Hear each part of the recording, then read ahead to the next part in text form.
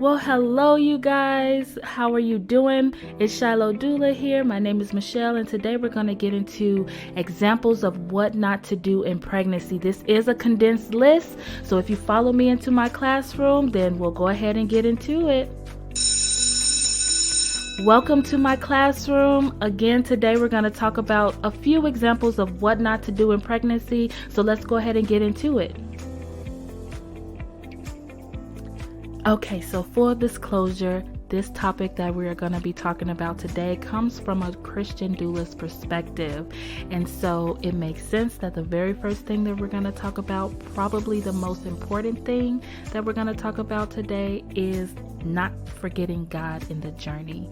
And so sometimes believers, when we're going through life and we're journeying through life, we tend to not acknowledge Him in everything, right? Because sometimes we just think, oh, I don't want to bother Him with this, or I don't want to bother Him with that, or I don't think that might be something small. But the Lord tells us that He wants us to cast all of our cares on Him because He cares for us. He wants us to acknowledge Him in all of our ways so that He can direct us on where to go. And so it's very important to develop the faith building tools that you need, to ensure that you'll go through this journey in peace, right? Because He did tell us that if we trust in Him, that He'll give us perfect peace. And so it's very important to build that relationship with God through this journey, because He understands. He knows exactly how you're feeling. He knows exactly how you're thinking. He knows your experience. And so He's the perfect person to get through, right? So that is going to lay on a thick foundation. Don't forget God in the journey. Remember Him. Go to Him. Okay, so the next thing that we're going to talk about is don't slow down. Please don't slow down in pregnancy. You may get people who tell you that you should slow down or take it easy, but that is going to possibly create challenges in the long run, down the line in your pregnancy, and possibly even postpartum.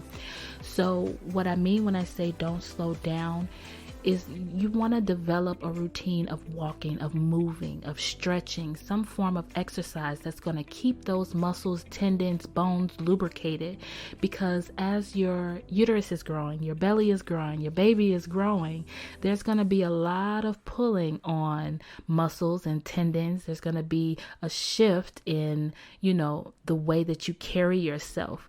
And so you want to create a lifestyle where moving is going to help you when you get into labor, when you get into your postpartum periods. And let me back up a little bit. When you get into your third trimester.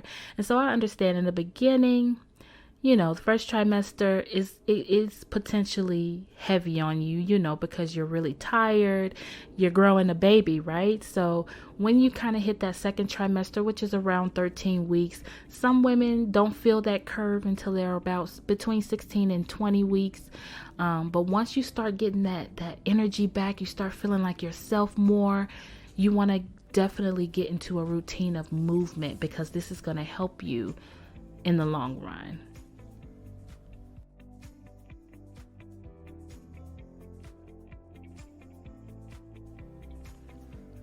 Okay, so let's get into the next example. Don't become fearful. And I touched on this a little bit when I talked about not forgetting God in your journey. And so pregnancy tends to pull on those emotions because of all of the hormone shifts that are happening throughout pregnancy and in labor.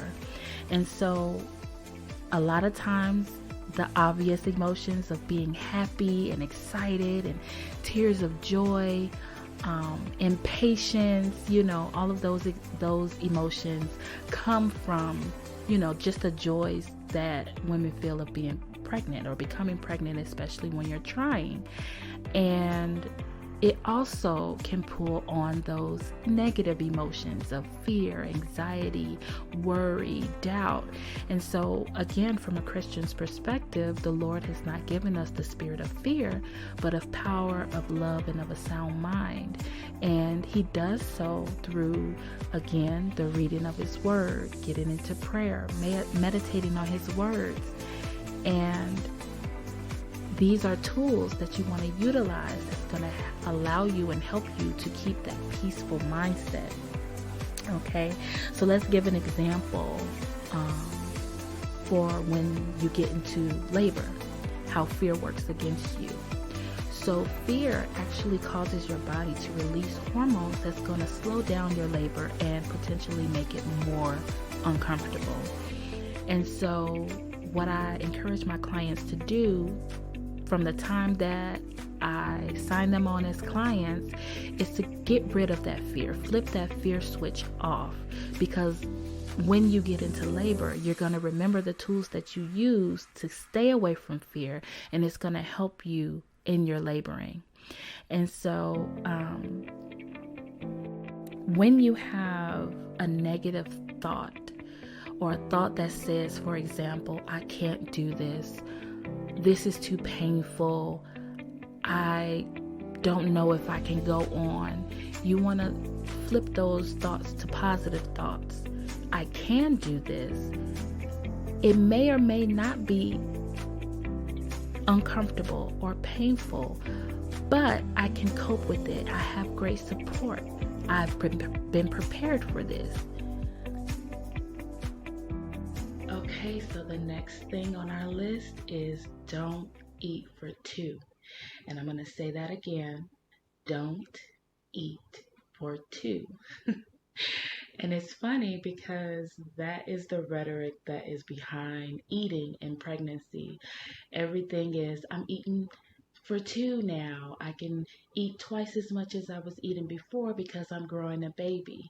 And while that is true, as far as, yes, you are growing a baby, the concept behind eating in pregnancy, I would like to change it to eating to nourish to. That's what you're doing. So pregnancy does not give you a pass to eat whatever you want in terms of unhealthy, non-nutritional types of foods. That doesn't mean that you can't enjoy a little snack or a little junk food every now and again, but you also want to understand that you are growing a baby inside of you, so you want to give the baby building blocks to grow from, right? Which means you want to eat healthy foods. You want to eat your vegetables. You want to make sure that you're staying hydrated with water. You want to make sure that you are choosing healthier options. So you want to up your protein intake. You want to eat fresh fruits and vegetables because they have the vitamins, the minerals, the nutrients that you need in order to facilitate a healthy pregnancy. Unfortunately, here in America, we have a lot of cases of gestational diabetes, gestational hypertension, and preeclampsia. And so these are just a few examples of ailments that you can go through in pregnancy that is related to diet. And so you want to make sure that you think about before you eat. What am I eating for? Am I eating for two, meaning I can just double my portions and eat whatever I want? Or am I eating to nourish two, meaning nourishing yourself and nourishing the baby that's inside of you? So please keep that in mind when you are eating. Again, you can enjoy some of your favorite things, but everything is in moderation, and you have to consider what it is that your body needs and that your baby needs in order to have a better outcome in pregnancy. All right, you guys, so the last thing that we're going to talk about today is not forgetting you.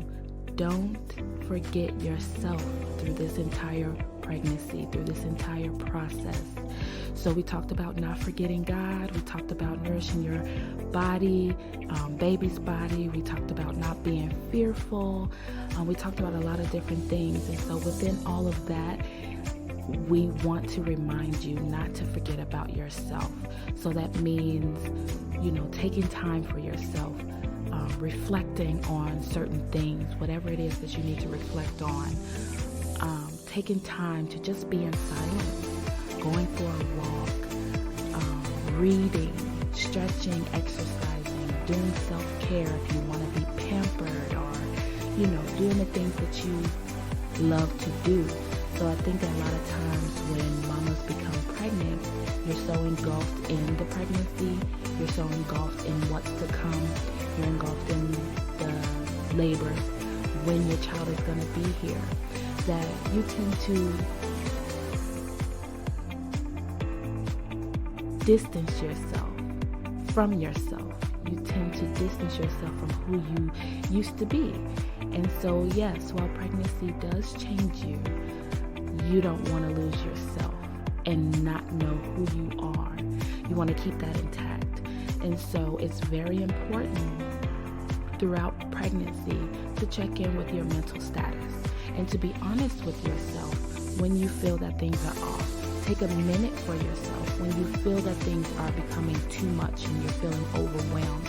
Go to God in prayer. Read His scripture to return yourself to that peace, because you have to be intact in order for you to enjoy the things that are coming. You don't want to be already in a state where you're feeling a little off or you're feeling lost and you haven't taken that time to address it. So please don't forget yourself in this process. This is just as much about you as it is about the baby, as it is about your growing family. And you want to keep that in the forefront of your mind as well. Don't lose yourself in the background. You are very important. You are the one that these changes are happening to. And so you want to just make sure that you care for yourself. And that concludes our 5 examples of what you should not do in pregnancy. I hope this was very informative. I hope that you enjoyed the video and the discussion that we had today. If you have any questions or comments, please leave them below. Not everyone knows everything. We just share what we do know, and we just pray that you guys have a wonderful day. Bye-bye. Again, thank you for watching. If you would like to contact us, our email is kingdombusinessdaily@gmail.com. And if you would like to follow us and share our content, we are present on Facebook, which is at Shiloah Doula, SHILOAH. We are also on Instagram. Our Instagram is Shiloh_Doula, same spelling. And we are now on TikTok, and our contact there is at Kingdom Business Daily. We hope to hear from you guys soon. Okay, take care now. Bye-bye.